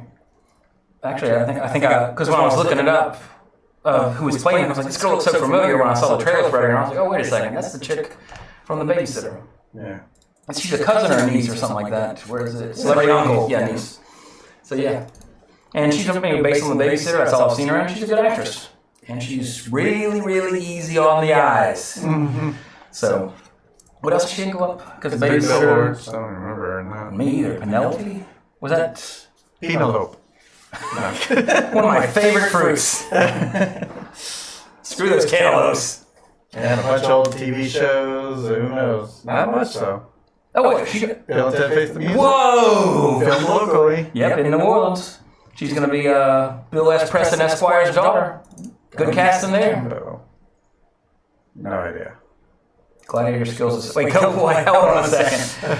A guy relies on his newly acquired gladiator skills to save his ex-girlfriend from kidnappers. Aha. The plot. Wait, Daniel Radcliffe. Okay, I'm on board for this. I like that cast. I want to see this. Supposed to be out now? Weird. I don't see like usually it'll say like stream now or something. Well, it's definitely been made. It's just who knows where it is. I'll find it. I have my ways. I just want to know what newly acquired gladiator skills means. Look at the guns in this photo. They're like bolted to his hands. So I guess Gotta be a plot point. How do you wipe your ass? You don't? I can't drop them! What was that? Alien Resurrection. We has the guns that come out. It's like, drop your weapons. I can't. They're attached to my hands. So this is literally like, oh, guns akimbo. Makes sense now. The guns are attached to us. Drop your weapon. I can't drop it. They're attached to my hands. See? Movie over. If he was an African American, but he's a white guy. So in modern society, that means they're going to give him the benefit of the doubt before they light him up. And he's English. Oh, yeah. Oh, it's an Englishman. He's obviously... Oh, he's a gentleman. He doesn't mean just shoot us. Yeah. Right. Right. Anyway, that pretty much does it. Got an email to read. But don't forget to check us out on YouTube, check us out on our podcast. Don't forget, speaking of podcasts, our good friend Ben, the Tasmanian Devil Wyatt with the Something Something Podcast Network. Check out Twitch and YouTube for iHeart Board Games and Twitch for Melissa Sings. And next week, Sequelitis continues. Knocking on wood. We're 4 for 4 right now. I think 4 for 4. So we're gonna keep it going. Next week we're gonna talk about a patient that has severe let me try that again. Sanguivorophobia. We'll call that. So there's your audio hint. I'll post a visual hint midweek so y'all can prepare for the sequel. But it's an 80s sequel with a number 2. So you should be, if you listen to the word, you should be able to figure it out. We've done the first one on the podcast. In fact, all the films, aside from Psycho, because we don't do 60 Revisited, actually we did the first ones already. So that's why it's sequelitis. And I want to watch Psycho too. I'm glad I did. I hope you did too. So anyway, that does it for this week. Quick email and tiny little soapbox talk real quick. So if you want to tune out now, that's fine. So normally I don't read emails, but this one said enough. I mean, before we come on the air. Oh, okay. Thanks, Jesse. Keeps it lively. But this email said enough, exclamation point, and I didn't know if it was, because all my emails on my phone, so Sure. I don't know what mailbox is. I'm like, what is this? And like, I'm reading it halfway, like, oh, this is a podcast one. But then I had to keep reading it because somebody, not going to say the email address, but it's AOL.com. I will say AOL.com still. Kevin Smith still uses AOL. Fuck that guy. And I know like one other person that does. Anyway, just picking at you. But anyway, grew up in the 80s. We have a wife, and then parentheses, wives. I only got one. Wait, what? It says a wife. We have a wife, and then in parentheses, wives. Something, I guess. I don't know. Maybe, I don't know. I was trying to make a joke about, non-monogamy. Sister wives. Yeah. Kids, jobs, etc. We are generally respectable persons. Please stop the constant profanity, specifically your use of the F-bomb. Not necessary, Trey.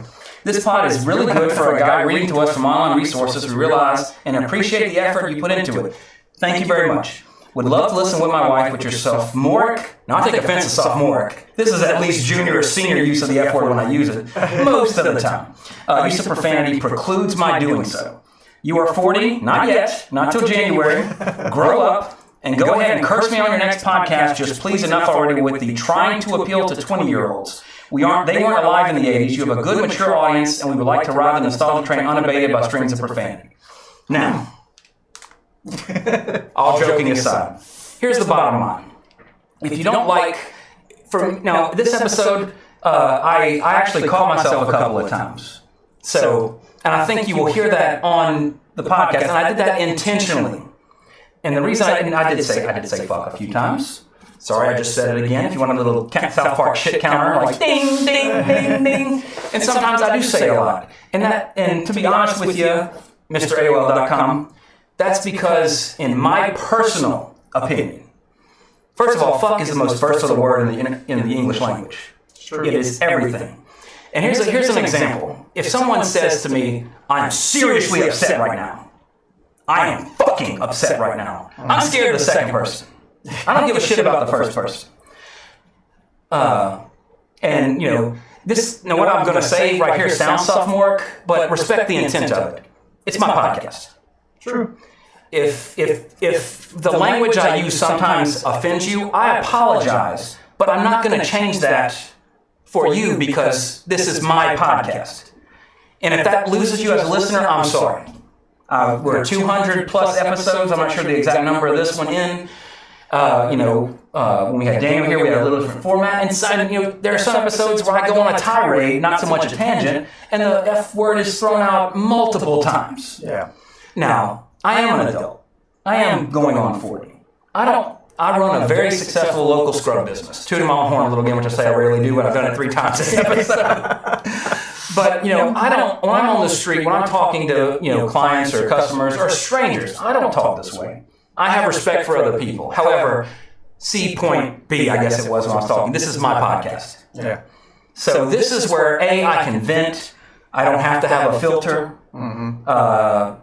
So kids around or anything like that here. And again, this podcast has always carried the explicit tag.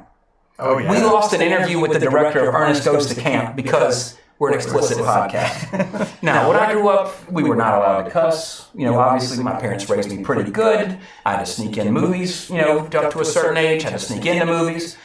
Maybe, I'm not complaining. That's good parenting. I constantly debate with myself and my wife, when will I feel comfortable introducing my daughter to some of the movies I like? Now, when I say I like, I'm not going to show, we're going to start with Friday the 13th. No, we're not. Neverending Story, Legend, Willow, Poltergeist, rated PG. Go watch that movie. My mother won't watch that. That has more gore than Psycho 2, which is rated R. Yeah. Not much, aside from Dennis Franz spouting fuck every few minutes for his brief time on the screen. Could have passed for a PG-13 for the most part. You know, so I mean, times change. But the bottom line is that I respect what you're saying, but you have to respect that this is my podcast. And, you know, I'm not going to censor myself here, aside from things that need to be censored. Sure. Verbiage that is not, there's profanity, in my personal opinion. When I was a kid, I could say, oh, you're such a screw up. Or, God, what the crap? Dang it. There's no alternative to bitch or bastard, really. You know, so I could say that, but let's be logical adults here. What's the difference between screw and fuck? Yeah. It means, the meaning is the same, the word is different. Like when people say N-word. Yeah. You know what they're saying. Yeah, exactly. So my point on that is like, I understand some people don't like to hear it. When I'm watching a Rob Zombie movie, I get tired of, oh, we're going to fucking kill these fucking fucks, fuck. Sorry, I just said it 5 times right there. I was illustrating a point. You know, that's the last time I will ever apologize for that on my podcast. Yeah. But, you know, I'm not going to, you know, I'm not the type of person. So we read every single email that comes to us, good or bad. We read pretty much, we're not having read every review recently, but we read every review. Actually, the reviews that we've read on the podcast from iTunes have all been the bad ones. You know, and I agree with what they said on some of the stuff. You know, we're not here making money. We're not trying to make a living making this podcast. We've done 200 plus episodes because A, Jesse doesn't mind me coming here and yelling at his face sometimes, and we had to set up. And you know, and I've made so many. I say so many. I'm not talking. You know, I can count on my hands and feet. I'd have to take off one shoe to count them. You know, I'm not saying I have millions of listeners. I have dozens and dozens of podcast fans across the world. A lot more than you think. Yeah, you know, and you I know, think we've reached 300-something thousand downloads. yeah, which is, you know, Third of a million. that's awesome. You know, have I seen a cent from it? No. But I've made some friends. I've made a good, you know, a friend I've never met personally. We've interviewed. We talked on. We've guested on his podcast. He talked on ours a couple of times. Ben Wyatt, UK Lee, UK Pete. If I can ever make it across overseas again, I'm going to look them up. Like, hey, I'm going to be in London. We're taking a vacation to London. I think one of them's in Liverpool, I believe, if I remember correctly. So I know that's like a little bit of a drive away. But I mean, nevertheless, there's been other John Martinez over in California. Yeah. You know, I've neglected to try to meet up with him because when I go visit my family, we get so tied up with family stuff because we only see each other once a year these days. You know, we talked to I haven't talked to him in a while. We talk to him all the time. Hopefully you're still listening, John. We're friends on Facebook. Roger Russell. You know, I've met. These are people. You know, there's a good chance I will never meet. I would absolutely like to. Good chance a lot of them I probably never will. But I have made, you know, people I would consider friends because of this podcast. And, you know, again, if you're obviously not going to be a friend, that's fine. I'm not going to, why would I cuss you out? You know, but again, respect, I don't have a sophomoric use of profanity. Sometimes I will degrade into that, but look, hey, you don't like cussing? That's fine. A lot of people don't. It's never been used to appeal to anyone. Yeah. I think the appeal to 20-year-olds would be to not curse. Yeah. To appeal to a younger crowd. Yeah. I mean, I curse because A, I grew up in the 80s. And watch Scarface came out in the 80s. I mean, you know, that's when I, you know, I think it's, like you were saying about Clerks. Yeah. Clerks has a lot of cursing in it, and that you said that's how it was. Yeah. That when I grew up, in my path of life, that's how people talk. Yeah. Not out in public in front of people like in Clerks where the customers in the store and like, look at this fucking idiot. Yeah. No. But privately, like, you know, like for example, my parents, like, they like the podcast. They like when I post on the podcast. I said, do not watch the podcast. Do not listen to the podcast. You're not going to like it. I use language that you do not like. Yeah. I don't know if they've actually listened to it or not. They never said anything. My parents. You know, do I care what my parents think? Yes. They're my parents. I respect their opinion like I respect yours. But again, it's my podcast. Yeah. You know. So, you know, I would hope that you still listen because, again, if you listen to this episode, you're probably like, oh, he's not saying fuck. Oh, he said one. Maybe he took my email to heart. I did take it to heart, but to illustrate a point. So I think when some people listen to it, they're like, oh, Trey, sound like you like stumbled over his words a little more than normal because I was, you know, I'm going to use a different adjective here. Which again, I can do. If we wanted to go to Twitch or, I don't know, I mean, Twitch you can cuss on there too, but if we wanted to have a PG channel, Yeah. First of all, we probably won't talk about 80s movies. like you illustrated, if you want to talk about 80s movies, this is how somebody who grew up in the 80s on a podcast talking about these films is going to talk. And yes, there is some juvenile stuff that we say. We did a Captain Planet character death match on an earlier episode of the podcast. Yeah. Ridiculous. But we had a heated discussion as to who would win that fight of the Planeteers. Yeah. If you want, I can't remember what episode it's on, but go check out the highlight episode, in the 20s or something. Over there, if you didn't catch that one. So we talk about stupid stuff. We talk about some serious stuff. The whole ignorant stupidity thing I talked about earlier. Mm-hmm. I appreciate your email. I would hope that you would still listen. I don't, every episode will be rated R. For sure. Explicit. Because, again, I'll always fall upon two things. This is my podcast, and fuck is the most versatile word in the English language. Why use, now, when we cover Dead Poet Society, I'm going to have to contradict my statement because Robert Williams' famous quote from that film, language is made to use woo women. You do not say you're tired, you say you're exhausted. There is an argument for better use of language. Now, if this was something, if we were getting a whole bunch of feedback and multiple people were saying this, I would absolutely be a little more considerate of that. Mm-hmm. You are in a minority here. Yeah. And again, it's my podcast. So I'm not gonna change how I talk. I will, however, not necessarily change how I talk, but I will be a little more considerate. If I'm going on a tirade, I might hold back a couple of F-bombs. But every episode, you're going to have some F-bombs. It's too fun to say. So strange to review a movie that says all these F-bombs without saying F-bombs. Yeah, and I mean, that's our philosophy. That is the philosophy of 80s Revisited. We're having a good time, two friends. It's in the mission statement. Yeah, it's in the charter. Or the bylaws, whatever. Yeah, it's like a 30-page document online. So, I mean, I hope you listen to this episode. I hope you listen to this. Again, I respect your decision. I'm sorry to lose you as a listener.